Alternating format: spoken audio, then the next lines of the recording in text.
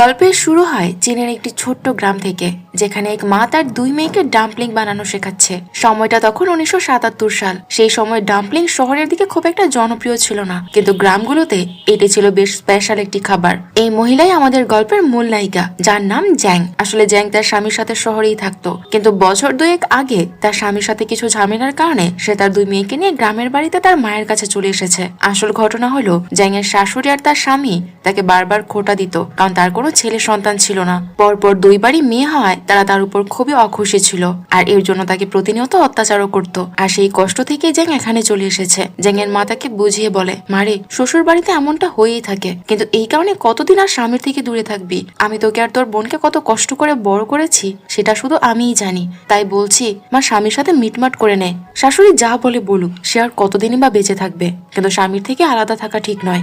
জ্যাং তার মায়ের কথায় কেঁদে ফেলে আর তাকে বলে যে, মা, আমার কপালটাই খারাপ। আমি এমন একটা পরিবারে কিভাবে থাকবো যারা এটাই বোঝে না যে ছেলে হবে না মেয়ে হবে সেটা আমার হাতে নেই। আমার কোনো ছেলে হয়নি বলে শাশুড়ি নিজের ছেলেকে পর্যন্ত কথা শোনায়, আর আমাকে যা মুখে আসে তাই বলে গালিগালাজ করে। এমনকি আমার দুটো মেয়েকেও সে কোনোদিন আদর করেনি। আমি কেন সেখানে ফিরে যাব, আর কিসের আশাই বা ফিরে যাব? জ্যাং খুব মন খারাপ করে কথাগুলো বলছিল, কিন্তু তার মা নাছোড় বান্দা। সে তাকে বলে, মা, তোর স্বামীকে একটা চিঠি লেখ, ও নিশ্চয়ই তোকে আর তার বাচ্চাদের মিস করছে। একবার চেষ্টা তো করে দেখ। ঠিক তখনই তাদের এক আত্মীয় সেখানে আসে, যার মেয়ে বর্তমানে হংকং এর কাছাকাছি একটি জায়গায় থাকে। আসলে জ্যাং আর তার স্বামীও ওখানেই থাকতো। সে আত্মীয় বলে যে, শহরে ফিরে গেলে আমার মেয়ের সাথে একবার দেখা করিস। সে তার মেয়ের ঠিকানা আর ফোন নম্বরও দিয়ে দেয় তাকে। এরপর তার মায়ের অনুরোধে জ্যাং শেষ পর্যন্ত তার স্বামীকে আবার চিঠি লিখতে রাজি হয়। পরের সিনে দেখা যায় জ্যাং তার দুই মেয়েকে নিয়ে শহরে এসে পৌঁছেছে। জ্যাং তার স্বামীকে সেখানে দেখে প্রথমে অনেক খুশি হলো, একটু পরে তার আনন্দ বিষাদে পরিণত হয়। গত 2 বছরে জ্যাং এর শাশুড়ি তার ছেলেকে দ্বিতীয় বিয়ের ব্যবস্থা করেছে, যেন তার একটা ছেলে সন্তান হয়। আর সৌভাগ্যক্রমে তাদের সেই ঘরে একটি ছেলেও হয়েছে। এই কথা শুনে জ্যাং কান্নায় ভেঙে পড়ে। সে বুঝতে পারে না যে সে কি করবে। তার উপর তার শাশুড়ি আরো অপমান করে বলতে থাকে যে, দেখ, এই মেয়েটি সেটা করে দেখিয়েছে যা তুই পারিসনি। তোর তো কোনো ছেলে সন্তান হয়নি, আর হওয়ার কোনো সম্ভাবনাও নেই, কিন্তু আমি যাকে পছন্দ করে বিয়ে করেছি, দেখ, সে প্রথমবারই ছেলের মা হয়েছে। সে কত ভাগ্যবান, আর তুই কত পোড়া কপালের। এই কথাগুলো শুনে জ্যাং এর যেন আরো বেশি কষ্ট হতে থাকে। আসলে জ্যাং এর স্বামী নতুন স্ত্রী থাইল্যান্ডের এক ধনী পরিবারের মেয়ে, আর তার এখন সেখানেই থাকে। তার শাশুড়ি তাকে আরো বলে যে, তুই যদি আমার ছেলের সাথেই থাকতে চাস, তবে ওদের সাথে থাইল্যান্ডে চলে যা। সেখানে গিয়ে ওদের বাচ্চার দেখাশোনা কর, আর বাড়ির কাজের লোকের মতো কাজ করবি। আমার নাতির যেন কোনো কষ্ট না হয়, কারণ সেই তো আমার বংশের বাতি। জ্যাং এর স্বামী দাঁড়িয়ে সব কথাগুলো শুনছিল।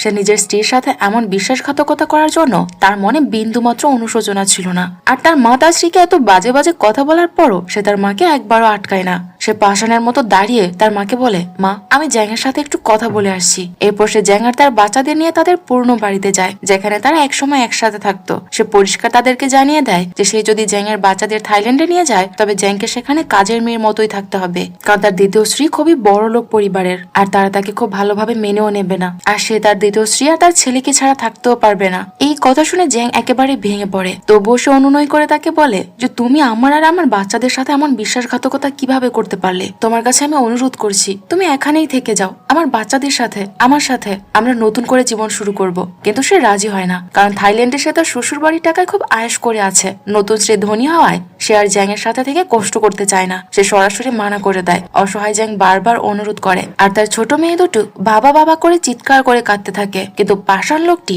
সব মায়া ত্যাগ করে সেখান থেকে চলে যায়। বেচারি জ্যাং এর কাছে তখন গ্রামে মায়ের কাছে ফিরে যাওয়ার মতো টাকা ছিল না। তাছাড়া তার মা ও মেয়েদের জীবন এভাবে নষ্ট হয়ে যাওয়ায় মনে খুব কষ্ট পাচ্ছিল। তাই জ্যাং সিদ্ধান্ত নেয় তার জীবন চালানোর জন্য সে এখানেই কাজ করবে। সে এক দোকান থেকে অন্য দোকানে কাজ খুঁজতে থাকে। অবশেষে সে একটি ফুলের দোকানে গিয়ে লিখে দেখায় যে, আমার কাজ দরকার। জ্যাং যা ভেবেছিল তাই হয়। দোকানের মালিক তাকে বোবা ভেবে মায়া করে কাজ দিয়ে দেয়। অর্থাৎ মালিক মনে করেছিল জ্যাং হয়তো কথা বলতে পারে না, আর এর জন্য লিখে তার কাছে কাজের সাহায্য চাইছে। জ্যাং খুব দ্রুত কাজ শিখে নেয়, আর তার মেয়েরাও তাকে সাহায্য করতে থাকে। ফুলের দোকানের মালিক মানুষটি বেশ ভালোই ছিল। সে জ্যাং এর থাকার ব্যবস্থাও করে দেয়। সেই রাতে জ্যাং একটুও ঘুমায় না, বরং সারা রাত জেগে ফুলের তোড়া বানায়, আর সকালে মালিকের সামনে সেগুলো নিয়ে আসে। মালিক এটি দেখে একেবারে অবাক হয়ে যায়, আর বলে যে, ও, তুমি কি সারা রাত ঘুমাওনি নাকি? তুমি সত্যি এক অসাধারণ নারী। এই বলি মালিক জ্যাংকে কাজের জন্য $15 দেয়। কিন্তু সমস্যা হলো, পরের 2-3 দিন দোকানে কোনো ফুলের স্টক আসবে না। তাই মালিক তাকে 2 দিন পর কাজে আসতে বলে। কিন্তু জ্যাং দমে যাওয়ার পাত্রী নয়। সে বলে, আমি 2-3 দিন হাত গুটিয়ে বসে থাকতে পারবো না। তখনই সে দেখে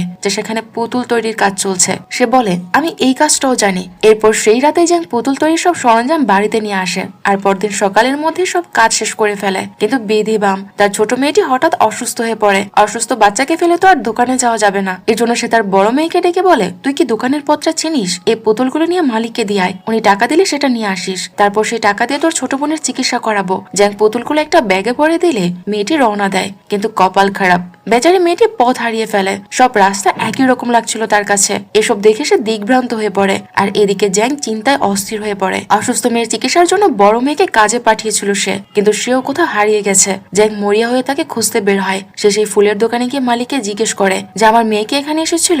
মালিক তো একেবারে থ হয়ে যায়, কারণ সে জ্যাংকে বোবা ভেবে কাজে নিয়েছিল, কিন্তু জ্যাং এখন গড় গড় করে কথা বলছে।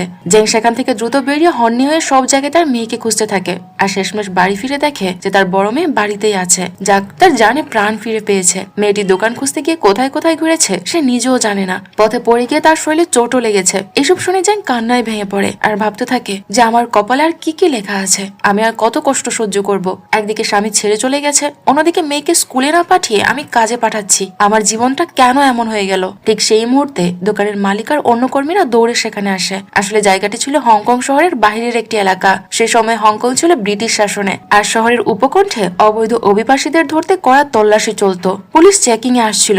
দোকানের মালিক দ্রুত জ্যাং আর তার মেয়েদের পারমিট পেপার চেক করতে বলে, কারণ পারমিটের মেয়াদ শেষ হয়ে গেলে পুলিশ তাদের অবৈধ অভিবাসী হিসেবে গ্রেফতার করবে আর তাদের আশ্রয় দেওয়ার অপরাধে মালিককেও জেলে যেতে হবে। মালিক তড়িঘড়ি করে পারমিট গুলো চেক করে দেখে যে বড় মেয়ের পারমিটের মেয়াদ শেষ হয়ে গেছে। তবে মালিকের প্রশংসা করতেই হয়, সে সত্যিই খুব ভালো মানুষ ছিল। পুলিশ এসে তাদের গ্রেফতার করার আগে সে দ্রুত তাদের নৌকায় করে হংকং এর মূল শহরে পাঠিয়ে দেওয়ার ব্যবস্থা করে। জ্যাং এসে আত্মীয়ের মেয়ের কথা তার মনে পড়ে, যার ফোন নম্বর জ্যাংকে দেওয়া হয়েছিল। সেও ওখানেই থাকে। শেষ পর্যন্ত জ্যাং সেই আত্মীয়র খোঁজ পায় আর তাদের থাকার জন্য একটি ছোট্ট অ্যাপার্টমেন্টের ব্যবস্থা হয়। সে সময়কার হংকং এর পরিস্থিতিতে এটি জ্যাং এর জন্য অনেক বড় এক সাফল্য ছিল, কারণ তখন হংকং এ বেকারত্ব, দারিদ্র আর হাহাকার ছিল চরমে। কাজের খোঁজে অন্যান্য শহর থেকে দলে দলে মানুষ তখন হংকং এ আসছিল। এমন পরিস্থিতিতে মাথা গোজার ঠাঁই পাওয়া মোটেই সহজ ছিল না। তবুও জ্যাং যেই ঘরটি খুঁজে পেয়েছে তা ছিল তার ভাগ্যের এক বিরাট জোর। সেই অ্যাপার্টমেন্টে প্রায় 6টি পরিবার একসাথে থাকতো। মালকিন জ্যাং এর সে আত্মীয়কে খুব ভালো করে চিনত আর তার অনুরোধেই সে জ্যাংকে একটি ঘর দিতে রাজি হয়।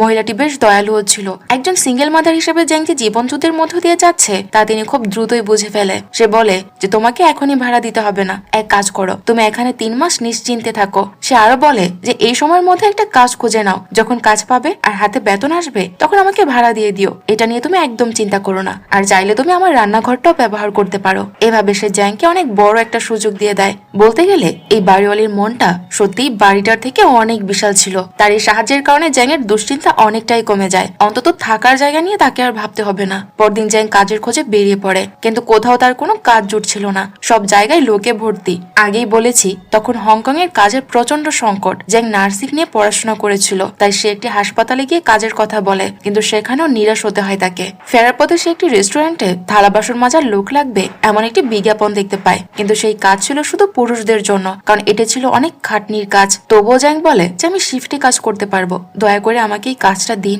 কারণ আমার এই কাজটা খুবই প্রয়োজন। রেস্টুরেন্টের মালিক প্রথমে একটু ইতস্তত করলো, শেষমেশ তার এই অনুরোধে রাজি হয়ে যায়। তবে বেতন ছিল খুবই কম, কিন্তু জ্যাং এর তখন টাকার খুব দরকার ছিল, তাই সে কম বেতনেই রাজি হয়ে যায়। থালা বাসন মাজার জন্য সে রেস্টুরেন্টের পেছনের দিকে যায়। সেখানে থালা বাসনের বিশাল স্তূপ জমে আছে আর জায়গাটাও ছিল বেশ নোংরা। মালিক তাকে জিজ্ঞেস করে যে তোমাকে প্রতিদিন এই কাজ করতে হবে, দেখো তুমি পারবে তো? জ্যাং এর সামনে আসলে আর কোনো উপায় ছিল না, সে কি বার করবে। সে এতে রাজি হয়ে যায়, কিন্তু এত খাটুনির পর এই সামান্য টাকায় তার সংসার চালানো মোটেও সম্ভব ছিল না।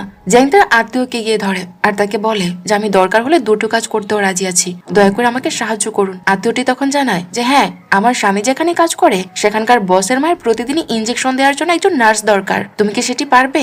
এই কথা শুনে জ্যাং তো একদম খুশিতে বাক হয়ে যায়। সে এক পায়ে রাজি হয়ে যায়। পরদিন থেকে জ্যাং এর রুটিন বদলে যায়। সকালে উঠে অ্যাপার্টমেন্টের বৃদ্ধ মূর্তির সামনে প্রার্থনা করে সে, তারপর বৃদ্ধাকে ইনজেকশন দিতে যায়। সেখান থেকে ফিরে সোজা রেস্টুরেন্টে থালা বাসন মাজতে যায়। বেচারি জ্যাং এইভাবে হাড় ভাঙা খাটুনি খাটতে শুরু করে। দেখতে দেখতে 1 মাস কেটে যায়। জ্যাং তার 2 মেয়েকে স্কুলে ভর্তি করে দিয়েছে। তার হাতে আসে জীবনের প্রথম বেতন। উফ, নিজের উপার্জনের টাকা হাতে পাওয়ার আনন্দই আলাদা, তাই না? সে তার বেতনের একটা অংশ গ্রামে তার মায়ের কাছে পাঠিয়ে দেয় আর বাকিটা দিয়ে অ্যাপার্টমেন্টের মালকিনকে ভাড়া দিতে যায়। আচ্ছা, আপনার জীবনের প্রথম উপার্জন দিয়ে আপনি কি করেছিলেন? আপনার কোন প্রিয় মানুষটির জন্য প্রথম গিফট কিনেছিলেন? না আমাদের সাথে শেয়ার করতে পারেন। যাই হোক, এইসব দেখে তো মার্কিন একেবারে অবাক হয়ে যায়। সে বলে, আরে আমি না বললাম যে 3 মাস নিশ্চিন্তে থেকে যাও, তারপর ভাড়া দিও, এত তাড়াহুড়া করছো কেন? জ্যাং হেসে উত্তর দেয়, আপনি তো বলেছেনই হাতে যখন টাকা আছে তখন ভাড়া দিতে সমস্যা কোথায়। এটাই হলো জ্যাং এর আসল পরিচয়। তার সততা দেখে মালকিন একেবারে মুগ্ধ হয়ে যায় আর জ্যাংকে খুব পছন্দ করতে শুরু করে। সে অ্যাপার্টমেন্টে আরো কয়েকজন থাকতো, যেমন দুটি অল্প বয়সী মেয়ে যারা সম্ভবত মডেল হওয়ার চেষ্টা করছিল। তাদের পোশাক আশাক দেখে লোকে হা হয়ে যেত। আবার সেখানে এক দম্পতিও ছিল। স্বামীটি ছিল চরম বদমেজাজি আর অলস প্রকৃতির। সে সারাক্ষণ তার স্ত্রীকে খোঁটা দিত, বকাঝোকা করত, এমনকি অমানসিক নির্যাতনও করত, অথচ নিজে কোনো কাজ করতো না। বেচারি স্ত্রী কষ্ট করে আয় করত আর এই অপদার্থ স্বামীটি সব টাকা উড়িয়ে দিত। একদিন এক প্রতিবেশী, যে লোকটির স্ত্রীকে ট্রাম স্টেশনে পরিষ্কার পরিচ্ছন্নতার কাজ জোগাড় করে দিয়েছিল, সে ওই স্বামীকে ধমক দিয়ে বলে, তুমি এসব কি করছো? শুধু শুধু নিজের স্ত্রীকে খাটিয়ে মারছো আর নিজে অলস হয়ে বসে আছো, আবার স্ত্রীর উপর অত্যাচারও করছো। জবাবে সে বখাটি স্বামীটি উল্টো তাকে অপমান করে বসে। সে তাকে নোংরা ভাষায় গালিগালাজ করতে থাকে আর তাকে বলে যে বড় লোক দেখানো হচ্ছে তাই না, কাজ দিয়েছো তো কি হয়েছে, তুমি কেউ স্বামী হয়ে গেছো? তার প্রতিবেশী লোকটি বলে, ছি, এরকম লোকের মুখে কি কিছু আটকায়? সে প্রতিবেশী লোকটির আগে ফুসতে ফুসতে চলে যায়। জ্যাং আড়ালে থেকে সব শুনছিল। জ্যাং তার প্রতিবেশী লোকটির কাছে গিয়ে অনুরোধ করে যে, ভাই, ওই মেয়েটিকে আপনি ট্রাম স্টেশনে যে কাজটা দিয়েছেন, আমাকে কি তেমন একটা কাজ দিতে পারবেন? লোকটি বলে, হ্যাঁ, একটা জায়গা খালি আছে, কিন্তু কাজটা শুরু হয় রাত 11টার পর। তুমি কি পারবে? জ্যাং শক্ত মনে বলে, হ্যাঁ, আমি সব সামলে নেব, আপনি শুধু কাজটা আমাকে পাইয়ে দিন। এদিকে একদিন জ্যাং এর মেয়ে ভুল করে সে অভদ্র লোকটির গায়ে ধাক্কা দিয়ে ফেলে। সেই শয়তান লোকটা বাচ্চার গায়ে হাত তোলে আর তাকে অসভ্য ভাষায় গালিগালাজ করতে শুরু করে। জ্যাং এবার এসব দেখে আর সহ্য করতে পারে না। সে লোকটার উপর চিৎকার করে তেড়ে আসে। চিৎকার শুনে মালকিন আর অন্য প্রতিবেশীরাও ছুটে আসে। মালকিন লোকটাকে কড়া হুঁশিয়ারি দিয়ে বলে, আমি তোর স্ত্রীর খাতিরে তোকে এখানে থাকতে দিয়েছি, না হলে অনেক আগে তোকে ঘাট ধাক্কা দিয়ে বের করে দিতাম। এরপর যদি তুই আর কাউকে ডিস্টার্ব করেছিস তবে সোজা পুলিশের হাতে তুলে দেব। তোর বউ হয়তো তোর অত্যাচারে কোনো কথা বলে না, কিন্তু আশেপাশের মানুষকে যদি তুই অত্যাচার করতে যাস তাহলে কিন্তু তার ফল খুব খারাপ হবে। লোকটা তখন মাথা নিচু করে নিজের ঘরে গিয়ে লুকিয়ে পড়ে, কিন্তু ঘরে গিয়ে আবার সে তার নিজের উপর রাগ ঝাড়তে থাকে। অপদার্থ লোকটি বাইরে কিছু করার ক্ষমতা রাখে না, জোর আর পুরুষত্ব দেখায় শুধু তার অসহায় স্ত্রীর উপরই। এসব দেখে জ্যাংয়ের মেয়েরা খুব ভয় পেয়ে যায়। তার মনে করে যে লোকটা বোধ হয় তাদেরও ক্ষতি করবে। জ্যাং তাদের মন শান্ত করার জন্য ছাদে নিয়ে যায়। মেয়েরা কান্না ভেজা গলায় বলে, মা, এখানে কত অদ্ভুত সব মানুষ থাকে, আমাদের খুব ভয় করে মা। এমনকি স্কুলেও সবাই খেপায় আমাদেরকে যে আমাদের মা থালা বাসন মাজে। চলো আমরা আমাদের দাদির কাছে ফিরে যাই, ওখানে কত ভালো ছিলাম আমরা। জ্যাং আদর করে তাদেরকে বলে, মারে, নতুন জায়গায় সবকিছু একটু অন্যরকমই লাগে, দেখবি ধীরে ধীরে সব ঠিক হয়ে যাবে। আমি খুব জলদি আরো ভালো একটা কাজ পেয়ে যাব, আর তখন আর কোনো সমস্যা থাকবে না। আমাদের জীবনটা সুখে ভরে যাবে আর অনেক ভালো জায়গায় থাকতে পারবো। ঠিক তখনই সেখানে এক ভদ্রলোক আসে, যাকে সবাই আঙ্কেল ডেজার্ট বলে ডাকে। সে ছাদের এক কোনায় ছোট্ট একটা ঘরে থাকতো আর মানুষ হিসেবে ছিল দারুণ দয়ালু। জ্যাংয়ের কপাল বলতে হয় এদিক দিয়ে খুবই ভালো। চারপাশে এত খারাপ মানুষের ভিড়ও সে কিছু ভালো মানুষের দেখা পাচ্ছিল। এই আঙ্কেল ডেজার্টের বাজারে ছোট্ট একটা খাবারের দোকান ছিল, যেখানে সে লজেন্স, স্ন্যাক্স আর টুকটাক খাবার বিক্রি করতো। বাচ্চারা তাকে খুব ভালোবাসে। সে মেয়ে দুটোকে চকলেট দেয় আর তারা তাকে কাজে সাহায্য করতে থাকে। সে ভালোবেসে বলে, যখনই চকলেট খেতে মন চাইবে এখানে চলে আসবে। মেয়েরও আঙ্কেল ডেজার্টকে খুব পছন্দ করে ফেলে। কয়েক মাস পার হয়ে যায়। হংকং ফেস্টিভ্যালের সময় আসে, চারদিকে উৎসবের আমেজ। জ্যাং তার মায়ের কাছে একটি চিঠি লিখে, কিন্তু চিঠিতে সে নিজের আসল অবস্থার কথা একবার উল্লেখ করে না। স্বামী যে তাকে ঠকিয়ে দ্বিতীয় বিয়ে করে নিয়েছে সে চিঠিতে সেটাও লেখে না, কিংবা কত কষ্ট করে যে সে এখানে সংসার চালাচ্ছে তার টু শব্দটি সে পর্যন্ত সেখানে লেখে না। সে শুধু লেখে যে, মা, আমি স্বামী আর মেয়েদেরকে নিয়ে খুব সুখী আছি। এখানে একটা পার্ট টাইম নার্সিং এর কাজও পেয়েছি। আমাদের দিনকাল বেশ ভালোই কাটছে। এই চিঠি পড়ে জ্যাংয়ের মা খুব খুশি হয়ে যায়, কিন্তু জ্যাংয়ের বোন লক্ষ্য করে যে চিঠির খামের উপর হংকং মেইন সিটির সিল মারা। সে তার মাকে বলে যে তার দুলাভাই তো ওখানে থাকে না, কিন্তু মা মনকে সান্ত্বনা দিয়ে বলে, হয়তো জ্যাংয়ের স্বামী ওখানে কোনো কাজ পেয়েছে, তাই সপরিবারে তারা ওখানেই চলে গেছে। উৎসবের এই দিনগুলোতে জ্যাং নিজের হাতে ডাম্পলিং বানিয়ে অ্যাপার্টমেন্টের সবাইকে খাওয়ায়। সে সময় ডাম্পলিং এতটা জনপ্রিয় ছিল না, কিন্তু জ্যাংয়ের হাতে ডাম্পলিং খেয়ে সবাই প্রশংসায় পঞ্চমুখ হয়ে ওঠে। সবাই বলতে থাকে যে অসাধারণ এক খাবার বানিয়েছো তুমি, এমন স্বাদ আগে কখনো কোনো খাবারে পাইনি। শুধু তাই নয়, জ্যাং যখন কাজে যায় তার বারোয়ালি তার দুই মেয়ের খুব যত্নও নেয়। সে বাচ্চাদের নিজের নাতনির মতো আদর করতে থাকে আর খাওয়ায়ও। এমনকি রাতে যখন জ্যাং ট্রেন পরিষ্কারের কাজে যায় তখন মালকিনী বাচ্চাদের গল্প শুনিয়ে ঘুম পাড়ায়। কি ভালো মানুষ, তাই না? বর্তমানে এমন মানুষ পাওয়া খুবই কঠিন। কিন্তু একদিন রেস্টুরেন্টে থালা বাসন মাজার সময় জ্যাং হঠাৎ একজনের সাথে ধাক্কা খেয়ে পড়ে যায়। তার পিঠে এমন চোট লাগে যে মনে হচ্ছিল তার হাড়ি বুঝি ভেঙে গেছে। যন্ত্রণায় ছটফট করতে থাকে বেচারি জ্যাং। চোটটা এতটাই গুরুতর ছিল যে আপনি মুভিটি না দেখলে তার অবস্থার ভয়াবহতা কল্পনাও করতে পারবেন না। তার হাঁটার শক্তিটুকু পর্যন্ত ছিল না, তবুও দাঁতের দাঁত চেপে এক পা করে কোনো মতে সে বাড়ি ফেরে। অতি কষ্টে সিঁড়ি বেয়ে উপরে উঠে সে লুটিয়ে পড়ে বিছানায়। অবস্থা বেগতিক দেখে বাচ্চারা প্রতিবেশীদের খবর দেয় আর তারা জ্যাংকে হাসপাতালে নিয়ে যায়। ডাক্তার তাদেরকে সাফ জানিয়ে দেয় যে অন্তত 5 দিন তাকে সম্পূর্ণ বেড রেস্টে থাকতে হবে। ডাক্তার তাকে কড়া গলায় বলে যে একদম নড়াচড়া করবেন না, না হলে সারা জীবনের জন্য পঙ্গু হয়ে যেতে হবে। জ্যাং এর কপালটা একবার দেখুন। বেচারি যে একটু সূর্যের আলো দেখতে পাচ্ছে তার মাঝখানে অন্ধকার নেমে আসছে। সে ভাবতে থাকে যে যদি সে 5 দিন কাজে না যায় তবে তার 3টি চাকরি একদম হাতছাড়া হয়ে যাবে। ডাক্তার তখন তাকে পরামর্শ দেয় যে রেস্টুরেন্টে দুর্ঘটনাটি ঘটেছে সেখান থেকে ক্ষতিপূরণ দাবি করতে পারেন আপনি। ডাক্তার আরো বলে যে আমি এই বিষয়ে লেবার ইউনিয়নের চিঠি লিখে দিচ্ছি।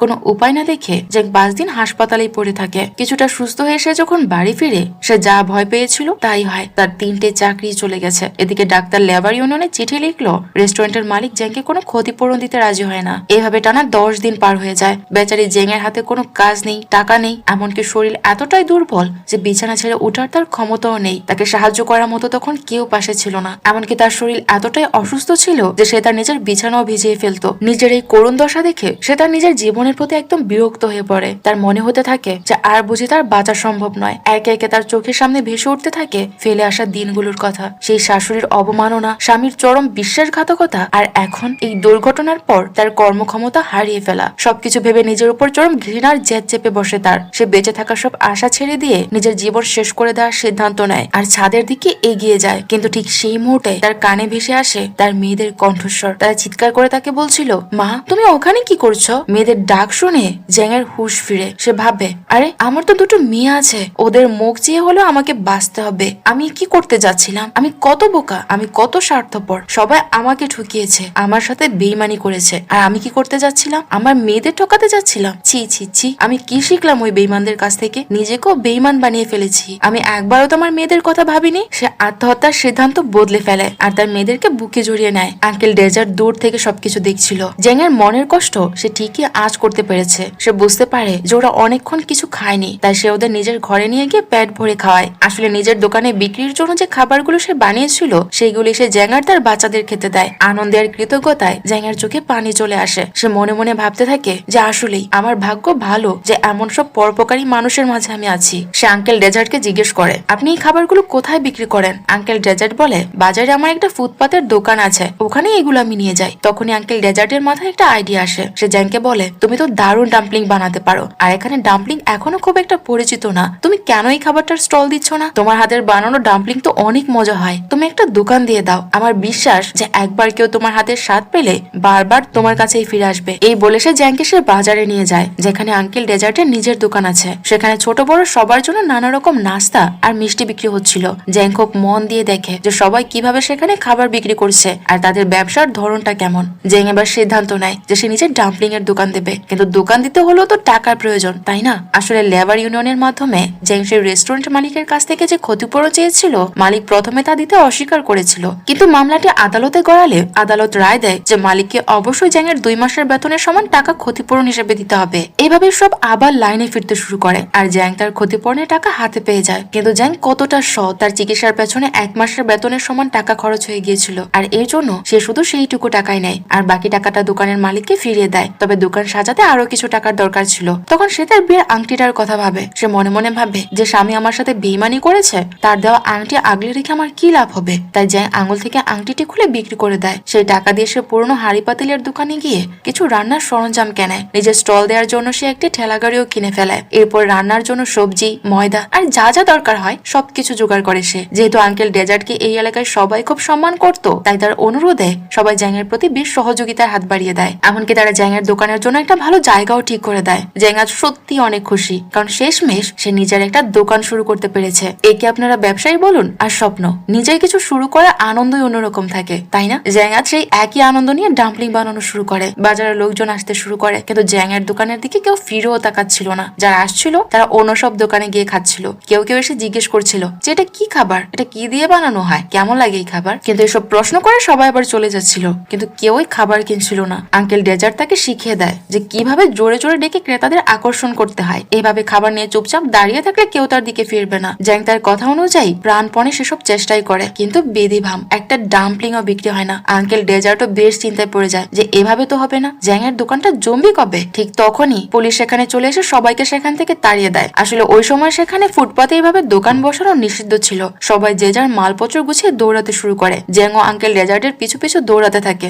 ভাগ্যের কি পরিহাস, একটা ডাম্পলিং তো বিক্রি হলোই না, উল্টো তার দৌড়াতে হচ্ছে। এরপর আঙ্কেল ডেজার্ট তাকে এমন এক জায়গায় নিয়ে যায় যেখানে সন্ধ্যার দিকে ভিড় একটু কম থাকে। সেখানে সে নিজের দোকানও পাতে। তখনই এক লোক এসে জ্যাংকে ধমক দিয়ে বলে, আমার দোকানের সামনে থেকে সরো, ভাগো এখান থেকে, এটা আমার দোকান, তুমি এখানে দোকান বসিয়েছো কোন সাহসে। আঙ্কেল ডেজার্ট তখন উদারতা দেখিয়ে বলে, ঠিক আছে জ্যাং, তুমি আমার জায়গাতেই দোকান বসাও, আমি ঘুরে ঘুরে আমার জিনিস বিক্রি করে নেব। জ্যাং সেখানেও দোকান সাজিয়ে বসে, কিন্তু তার কপাল যেন কিছুতেই ফিরছে না। অন্য সব দোকানের খাবার বিক্রি হয়ে গেল, জ্যাং এর ডাম্পলিং কেউ একটাও কিনছিল না। রাত অনেক হয়ে যায়, ডাম্পলিং গুলো নষ্ট হয়ে যাচ্ছে, তাই শেষমেশ সেগুলো ফেলেই দিতে হয়। এসব দেখে জ্যাং খুব হতাশ হয়ে পড়ে আর অসহায় ভাবে কাঁদতে থাকে। প্রথমে চাকরি হারালো আর এখন নিজের দোকান দেওয়ার চেষ্টাও বিফল। জ্যাং যখন মুখ ভার করে বাড়ি ফিরে, বাড়িওয়ালি তার চেহারা দেখে বুঝে নেয় যে বাজারে নিশ্চয়ই খারাপ কিছু ঘটেছে। বাচ্চাদের ঘুম পাড়িয়ে সে মহিষী নারী জ্যাংকে ডেকে খাবার দেয় আর শান্ত গলায় বলে, তোমার সাথে আজ যা হয়েছে একসময় আমার সাথেও ঠিক তাই ঘটেছিল। জানো তো, আমার স্বামীও আমাকে ছেড়ে গিয়েছিল, আমি তখন একদম ভেঙে পড়েছিলাম, কিন্তু তারপর নতুন করে জীবন শুরু করি। আমি আমার কঠোর পরিশ্রমের উপর ভরসা রেখেছিলাম আর সেই পরিশ্রম দিয়েই আজ এই অ্যাপার্টমেন্টের মালিক হয়েছি আমি। এখন আমার টাকার কোনো অভাব নেই, বেশ শান্তিতেই আছি। আর তুমি মোটে তো ব্যবসা শুরু করলে, এখনই হাল ছেড়ে দিলে হবে? জীবন তো আর রকেট না যে আগুন জ্বালালেই আকাশে উড়ে যাবে। সাফল্য একদিনে আসবে না, 1 মাস লাগতে পারে, 1 বছরও লাগতে পারে, বা তার থেকে বেশি সময় লাগতে পারে, কিন্তু টানা পরিশ্রম করে গেলে তুমি তা অবশ্যই পারবে। তোমাকে সাহস নিয়ে কাজ করতে হবে, তোমাকে সাহস নিয়ে কাজ করতে হবে, আর মনে কখনো হার না মানার জেদ রাখতে হবে। বাড়িওয়ালি আরো মজা করে বলে, তুমি চাইলে আমাকে তোমার দোকানে হায়ার করতে পারো, আমার গলার আওয়াজ তো চেনই, মাইলের পর মাইল শোনা যায়, আমি চিৎকার করে করে তোমার সব ডাম্পলিং বেচে দেবো, বলো নেবে তো আমাকে? এভাবে সে জ্যাংকে সাহস যোগায় আর তাকে হাসিয়ে দেয়। পরদিন জ্যাং নতুন উদ্যমে আবারও তার স্টল সাজিয়ে বসে। কিছু স্কুল পড়ুয়া বাচ্চা কৌতূহলী হয়ে দেখতে আসে যে এটা কি খাবার। তাকে তারা প্রথমে খুব প্রশ্ন করে যেগুলো কি খাবার, কিভাবে বানান, খেতে কেমন লাগে। জ্যাং তাদেরকে ডাম্পলিং দেয়। ডাম্পলিং খেয়ে তারা তো একদম ফিদা, তারা বারবার চেয়ে খেতে থাকে। তাদের তৃপ্তি করে খাওয়া দেখে জ্যাং এর মুখে হাসি ফুটে ওঠে। সে ভাবে যে যাক, অন্তত কিছু তো বিক্রি হয়েছে। দোকানের সামনে বাচ্চাদের ভিড় দেখে অন্য লোকেরাও কৌতূহলী হয়ে এগিয়ে আসে যে দেখি তো কি এমন জিনিস যেখানে এত ভিড়। এভাবে ব্যবসা জমে উঠতে শুরু করে। কিন্তু ঠিক গতকালের মতোই হঠাৎ পুলিশ চলে আসে। সবাই মালপত্র গুছিয়ে দৌড়াতে শুরু করে, কিন্তু এবার জ্যাং ধরা পড়ে যায়। পুলিশ তাকে ঘিরে ধরে, তবে একজন দয়ালু পুলিশ অফিসার তাকে ধমক না দিয়ে নরম সুরে বলে, ভয় পেও না, তবে তাড়াতাড়ি এখান থেকে সরে যাও, বুঝেছো? এটা কিন্তু ঠিক কাজ নয়। এরপর থেকে জ্যাং প্রতিদিন দোকান বসাতে থাকে আর তার বিক্রিও বেশ ভালো হতে থাকে। একদিন এক লোক এসে তার ডাম্পলিং এর একটা খুদ ধরিয়ে দেয়। জ্যাং বেশ অবাক হয়, কারণ আগে কখনো কেউ তাকে ফিডব্যাক দেয়নি। লোকটি তাকে বলে, তোমার ডাম্পলিং এর ভেতরের পুরটা জাস্ট অসাধারণ, খেতে দারুণ, কিন্তু বাইরের আবরণটা একটু বেশি মোটা। তুমি যদি এটা আরো পাতলা করে বেলতে পারো তবে খেতে আরো বেশি নরম হবে আর স্বাদও অনেক বেড়ে যাবে। সে আরো একটা পরামর্শ দেয় যে তুমি তোমার দোকানের নাম দিয়েছো সাংহাই ডাম্পলিং, কিন্তু এখানকার মানুষ এই নামের সাথে একদমই পরিচয় নয়। তোমার উচিত এর নাম বদলে বেইজিং ডাম্পলিং রাখা। এই নামটা এখানকার মানুষের কাছে খুব আপন, দেখবে কাস্টমার আরো বেড়ে যাবে। এই কথা শুনে জ্যাং তো ভীষণ খুশি যে এই লোকটি তাকে এত বড় একটা শিক্ষা দিয়ে গেছে। তাই বাড়ি ফিরে সে ডাম্পলিং এর আবরণটা কিভাবে আরো বেশি পাতলা করা যায় সেই চেষ্টায় মগ্ন হয়ে পড়ে। সে অনেকবার চেষ্টা করে, কিন্তু কিছুতেই সে ডাম্পলিং এর আবরণটা পাতলা করতে পারছিল না।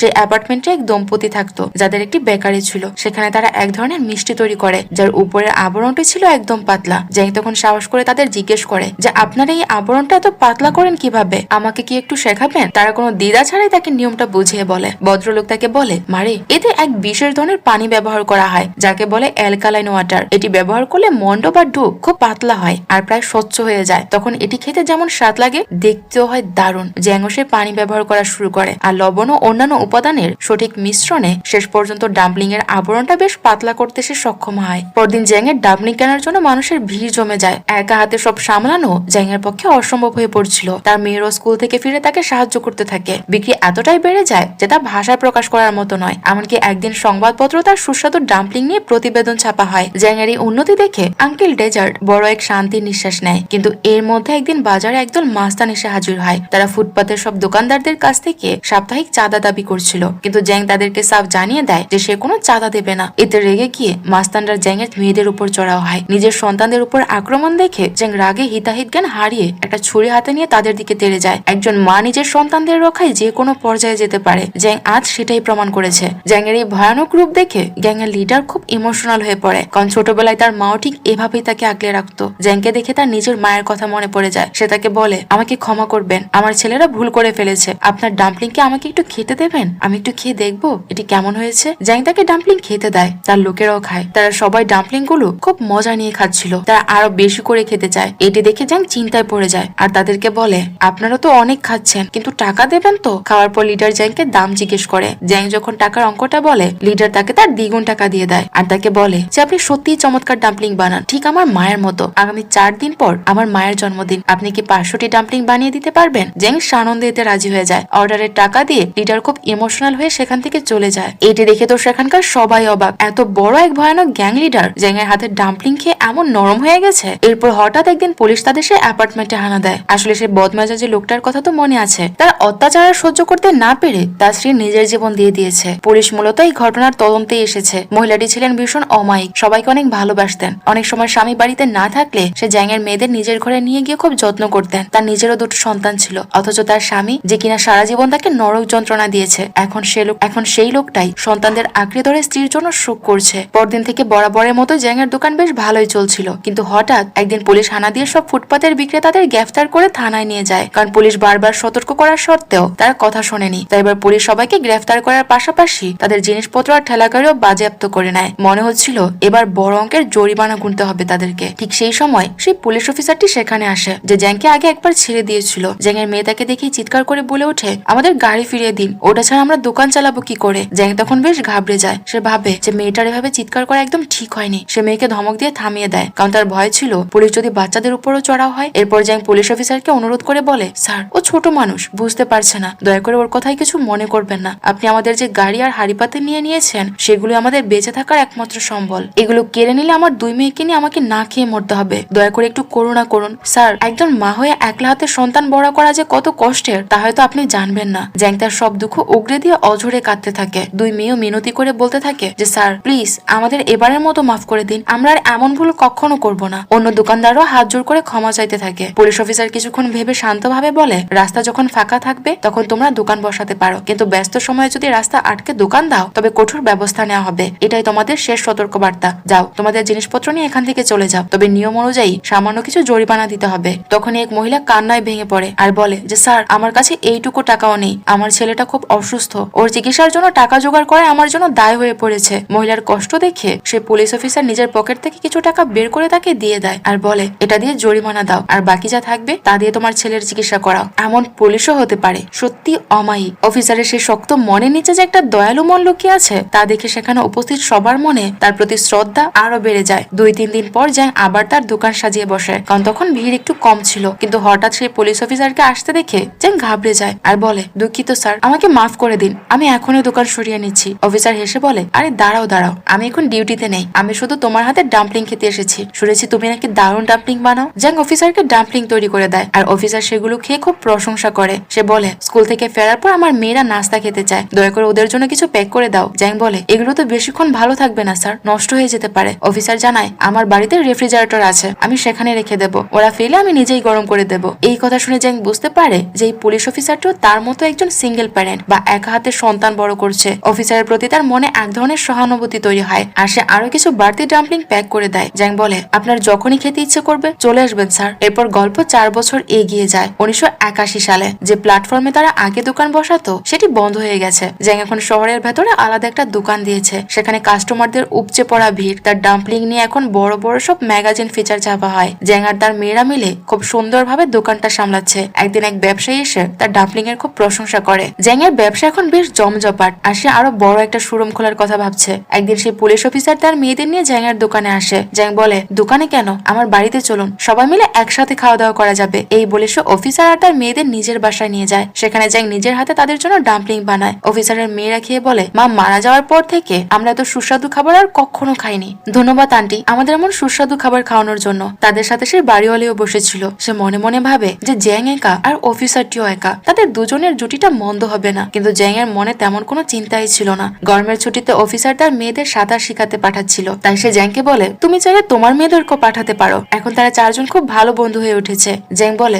অনেক বছর হলো গ্রামে যাই না, ভাবছি এই ছুটিতে 2 মেয়েকে নিয়ে একবার গ্রাম থেকে ঘুরে আসবো, আর মায়ের সাথেও দেখা হয়ে যাবে। পরের সিনে দেখা যায় জ্যাং তার মায়ের বাড়িতে। সে তার মা আর বোনের জন্য অনেক উপহার নিয়ে এসেছে। এতগুলো বছর তার মা জানতো যে জ্যাং তার স্বামীর সাথে আছে আর পার্ট টাইম নার্সিং এর কাজ করছে। কিন্তু এবার জ্যাং তাকে সব সত্যি কথা খুলে বলে। তার মা তখন বুঝতে পারে যে কেন জ্যাং এর পাঠানো চিঠিগুলো অন্য ঠিকানা থেকে আসতো। জ্যাং এর স্বামীর বাড়ির ঠিকানা ছিল অন্য শহরে। জ্যাং সান্ত্বনা দিয়ে বলে, মা আমি এখন খুব ভালো আছি, আমি নিজের ডাম্পলিং এর ব্যবসা চালাই, সবকিছু বেশ ভালোভাবেই চলছে, তুমি একদম চিন্তা করো না। কিন্তু মায়ের মন তো, সে ভাবে যে তার মেয়েকে কতই না কঠিন দিন পার করতে হয়েছে কয়েক বছরে, কত কষ্ট বুকে চেপে সে একা লড়াই করেছে, অথচ সে তার মাকে কিছুই জানায়নি। এখান থেকে গল্প সরাসরি 1982 সালে চলে যায়। জ্যাং এখন হংকং এ নিজের ব্যবসা নিয়ে দারুণ ব্যস্ত। তার ব্যবসা আগের চেয়ে অনেক বড় গুণ বেড়ে গেছে। সে এখন ফোনে অর্ডার নেয় আর দূরে দূরে ডাম্পলিং কুরিয়ার করে পাঠায়। এত উন্নতির পরও জ্যাং এখনো নিজ হাতে ডাম্পলিং গুলো বানায়, যা তাকে শারীরিকভাবে ক্লান্ত করে দেয়। বাড়িওয়ালি আগের মতোই তার যত্ন নেয়, তাকে মালিশ করে দিতে দিতে বলে, জানো জ্যাং, সেই পুলিশ অফিসারটি কিন্তু মানুষ হিসেবে বেশ ভালো, আর সম্ভবত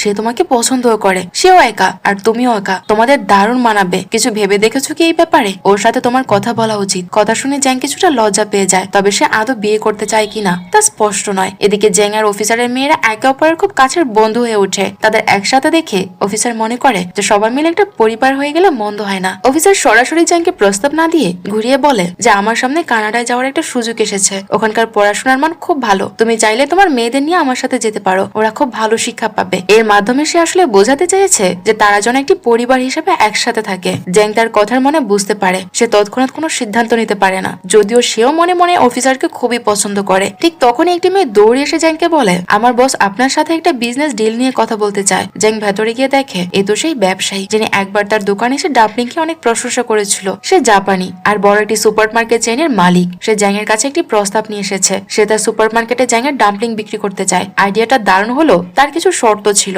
জ্যাং এর নিজস্ব ফ্যাক্টরি আর সেটি চালানোর লাইসেন্স থাকতে হবে। সে বলে, আগে লাইসেন্সের আবেদন করো, বাকি সব পরে হবে। জ্যাং একটি ফ্যাক্টরি পরিদর্শন করে আর সেটি লাইসেন্স জোগাড় করে, কিন্তু চুক্তিতে সই করার আগে সেই জাপানি ব্যবসায়ী আরো একটি শর্ত